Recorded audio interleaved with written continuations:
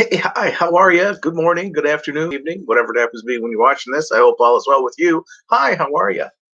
It is 5:04 a.m. on April 27th, 2021. Hope all is well with you. Wearing my Bruise Brothers t-shirt today, or at least at this moment.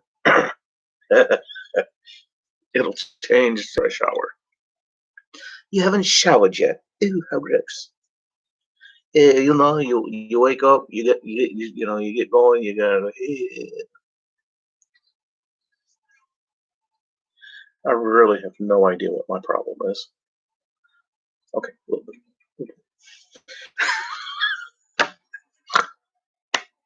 April 27th birthdays. Let's get started, shall we? I didn't recognize most of the people's names. My apologies to them. This is out of the top 100 of 1,195. Happy birthday wishes going out to Sheena Easton. Uh,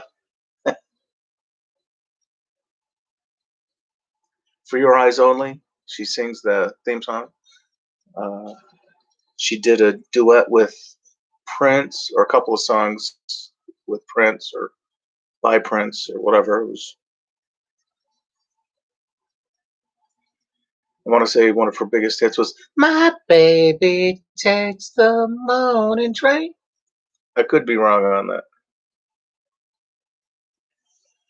I mean, I only woke up about half hour ago, so it could be possible. I was in and out of consciousness. uh, Ace Frehley, Kate Pearson at the Love Shack.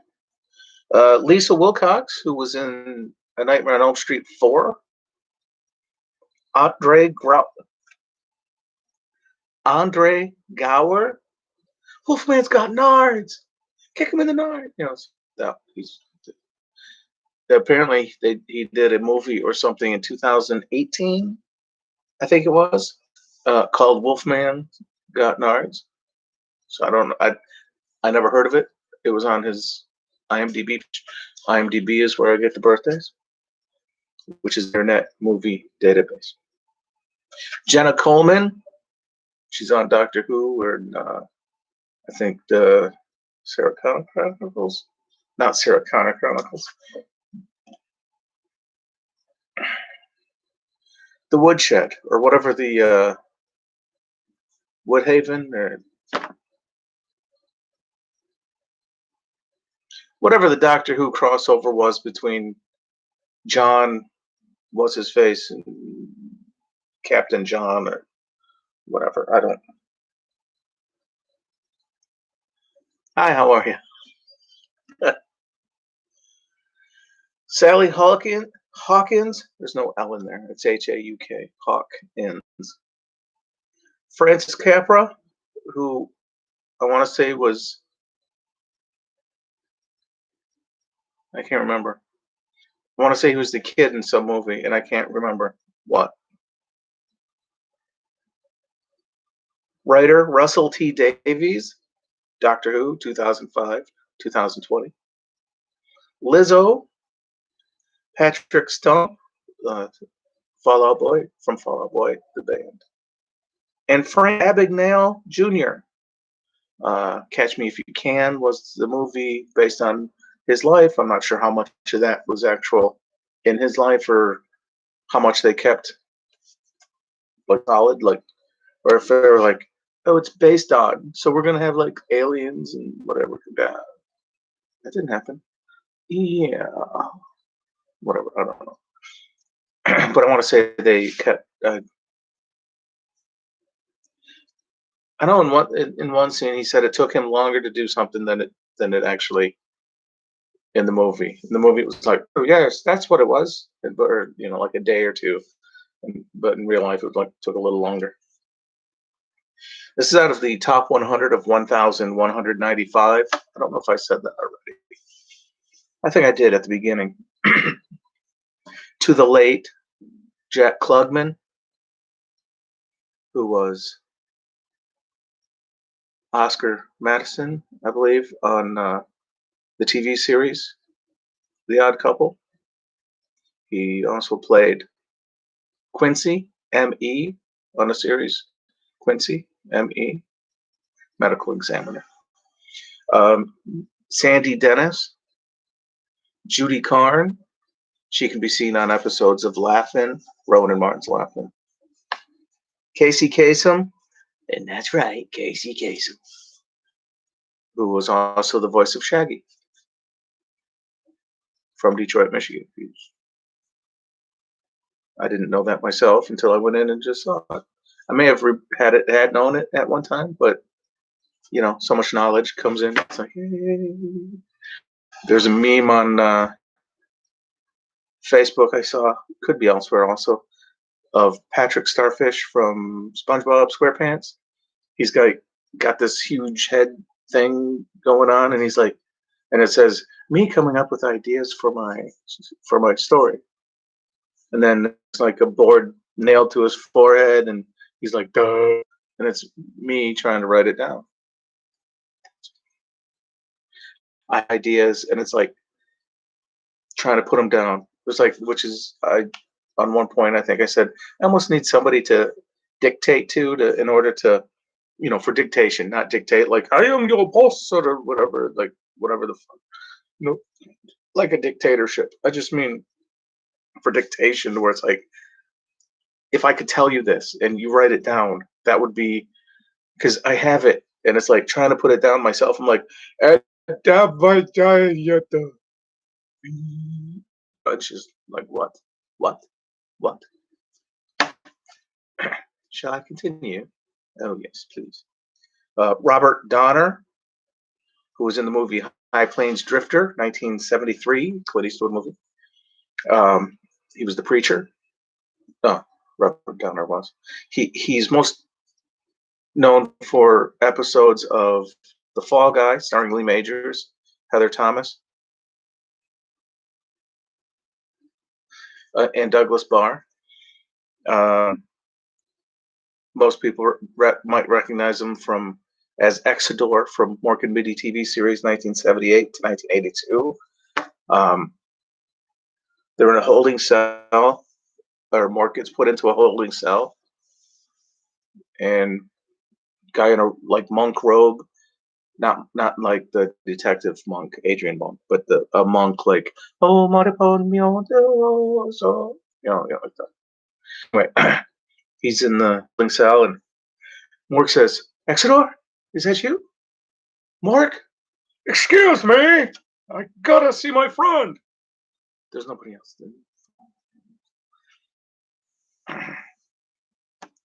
And Walter Lantz, Chilly Willy. He was the head of the animation studio that came up with the first Technicolor cartoons. You'll see his name scroll down the cartoons if you see or at the beginning or the end, not necessarily on the cartoons as you're watching it. I'd be kind of I can't. What it's who signs the full fuck? You know, it's like, and that was it. Because as I said, I did not recognize a lot of the names. Last night's Fantasy 5, I had 2 numbers on the Fantasy 5 drawing, which gets me $1. I had 2 numbers on the double play drawing for the Fantasy 5, which gets me $2. I got my money back for the ticket because I played the Fantasy 5, the double play, and an easy match. The easy match is like a set of numbers randomly, my ass, drawn and printed on your ticket with a dollar amount. So if any of the numbers you've chosen match ones for the easy match, you win the amount in which it says. My brother had matched all 5 numbers on a ticket to the ones he had, to the ones he chose. And I'm like, how the fuck? You know, I'll have like 500, 250, 100, 250, 500, a dollar. I'll match the dollar number. And I'm like, fuck, really?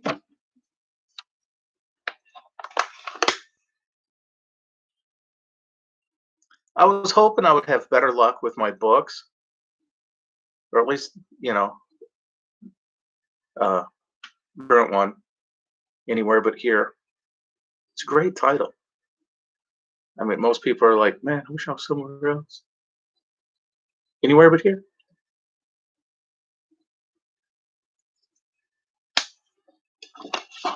Which the main character in this book says, in that book says at one point.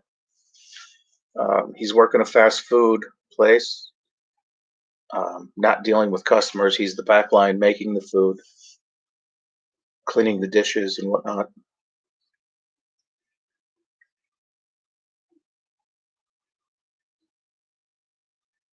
And at one point, one of the ladies working the gas station side of the place had, had noticed that. Sorry, the main character had his grandmother passes away. He's living with his grandmother. Um, he gets to work because there's nothing he can do at this point in time. Everything else is taken care of for her arrangements. So there's nothing he can really do. And staying at home, as much as it would be great to,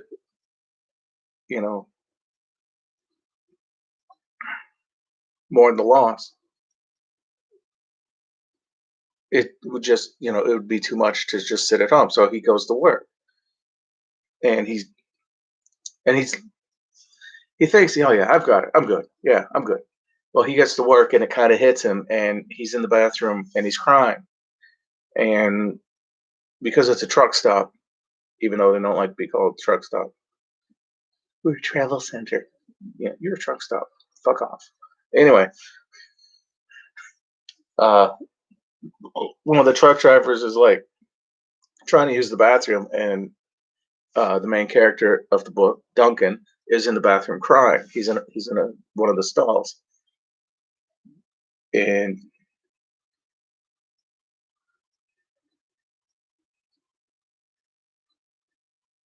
so that the truck driver ends up going up to the lady saying, "Yeah, there's a guy in the bathroom crying. You know how difficult it is going to the bathroom with someone crying. And what's the matter? You afraid you'll catch feelings? A little compassion. Maybe something happened in their life." And the guy was like, "Well, uh, yeah, shut up." So that's what she says. She tells him to shut up or whatever. It's like, at that time, the main character Duncan washes his hands, kind of pats water on his face, tries to make it look like he's okay. He sneaks. He gets out. He dries off his hand. He comes out of the bathroom, goes along the back wall, so he doesn't you know, up to where anyone can see him. And then he kind of goes to the restaurant or the fast food place. Tina, the uh, lady that was being asked about the guy in the bathroom crying, is like, and tells the guy to shut up or fuck off or whatever I wrote. I don't remember. I had so many things going through my mind when I'm writing. I'm like, oh God, what should she say? Should she tell him to fuck off? She's get gross at what? It's like I had different things thought of, and I'm not sure what I went with. I wanted to keep it kind of like low key, to where it's like, she's cool with, hey, fuck off, whatever. But I don't think I had her say, tell the guy to fuck off. That wouldn't be good public relations, as towards customers.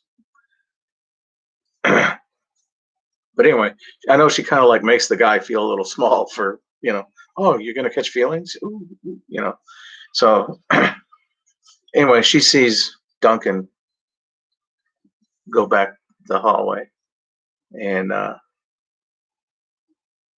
she's like, "Hey, I need a break."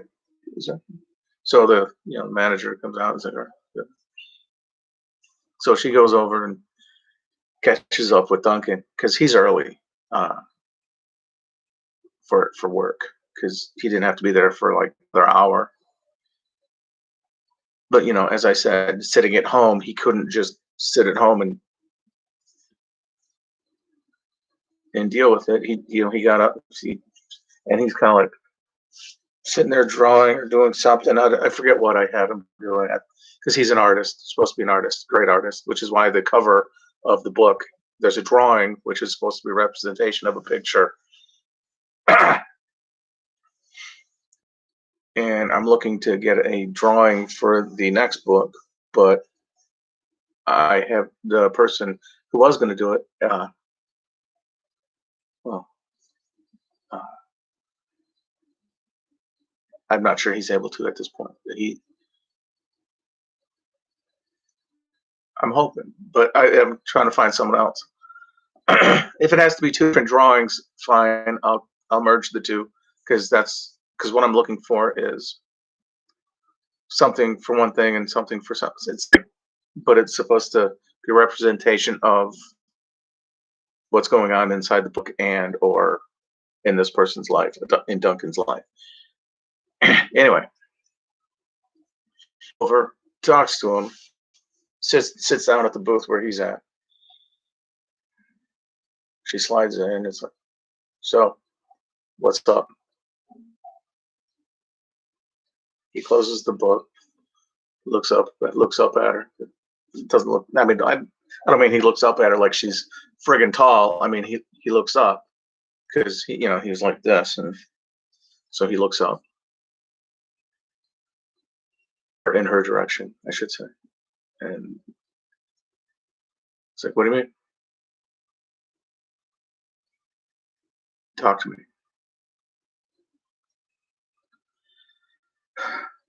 He kind of tells her what's going on, and he ends up saying that in this conversation, I'm an artist. I can do this anywhere. It doesn't have to be here. Yeah, or I can do this anywhere but here. Something because there's nothing really holding him there anymore. His grandmother had passed away, so it was like there was no reason really for him to stay. So he could do this anywhere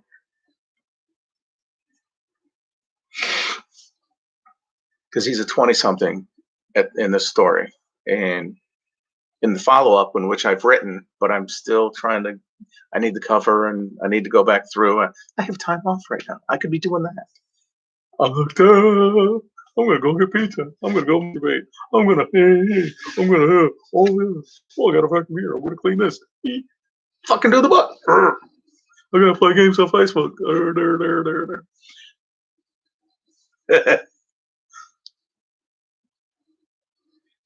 I didn't. Oops. Oh well. Anyway.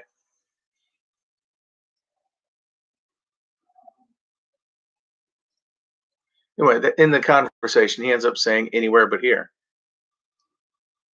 which ends up being it's a good title. I mean, we all wish at times we all wish we were somewhere else. I usually do when I'm at work, when the supervisor is there. It's not a bad job. It's an easy job. I stock shelves. How fucking difficult is that? It's like, duh, duh, duh, duh. The supervisor adds like an extra layer of stress that is not needed. It's like, you need me on the side like an hour, 20 minutes. And I'm like, you know what? I am fine. Why don't you hire more people to help out? I could leave early. Fuck off. I want to say that, but I don't. Which comes out as forget it. So then my stress level is really.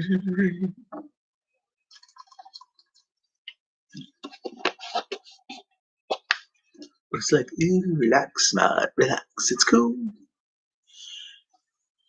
But yeah, in the follow up, because apparently it's been 2 years since I've published Anywhere But Here. on Amazon.com. In the follow-up book, it's 5 years, 3 months later, which I think is what I started off with.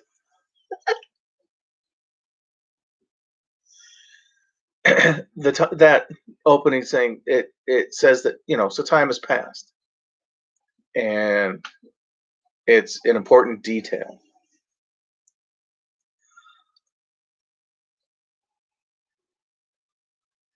But most things are explained, I believe. I even explained why the mom was the way she was in Anywhere But Here. Or I think I touched on it. It's like a little, like, okay, it's like I mention it as to why, or it's mentioned. Like I said, I have to go back, read through it, make sure I didn't do like a the is, or um, there once was is a thing. What the hell was I saying? I gotta make sure I don't do any of that, or like miss the word of, or whatever. It's make sure words are spelled correctly and flows. Make sure it flows. Make sure it flows like a river.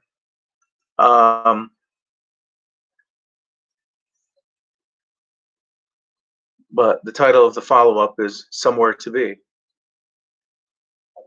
which in the book, the daughter, says it. I don't want to give too much away, but she ends up saying it. And it's like,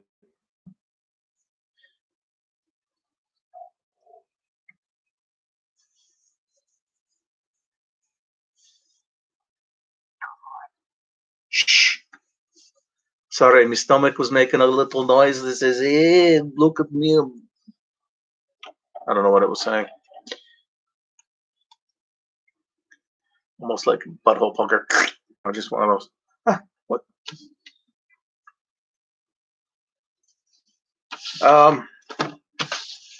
It is 5:26. I've ish 5:27. going on 23 minutes. I hope I didn't keep you too long. I hope you have a good day. Birthday is today, April 27th. Happy birthday. I hope all is well. I hope you get a present you want. I hope things are well for you. And if your birthday isn't today, I still hope things are well with you. And make sure you stay hydrated. I hope you get plenty of rest. I hope you get enough to eat. Don't overdo it. Don't overdo it. You end up overdoing it, your stomach will make a gurgling noise like, hey, that was too much. And I don't know, it's something. But thanks again for watching. God bless.